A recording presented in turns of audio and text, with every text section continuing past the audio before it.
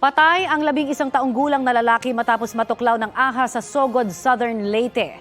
Kwento po ng kapatid ng biktimang si Johnson Cuyno, naglalaro umano ang bata sa madamong lugar malapit sa kanilang bahay. Hinahabol daw ng kanyang kapatid ang nakitang daga. Dito na siya nakagat ng ahas sa kaliwang binti. Isinugod po si Cuyno sa District Hospital pero dahil wala po silang anti-venom, pinapunta po sila sa Tacloban City. Binawian ng buhay ang biktima habang nasa biyahe. Pinoproseso na ng DSWD ang tulong na ibibigay sa pamilya. May payo ang Department of Health para sa mga natuklaw ng ahas. Kapag po nakagat, tumawag agad ng tulong medikal.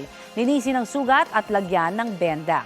Iwasang gumalaw at dalhin ang biktima sa pinakamalapit na ospital. Mga kapuso, para sa mga maiinit na balita, mag-subscribe sa GMA Integrated News sa YouTube. Sa mga kapuso abroad, subaybayan niyo po kami sa GMA Pinoy TV at sa www.gmanews.tv.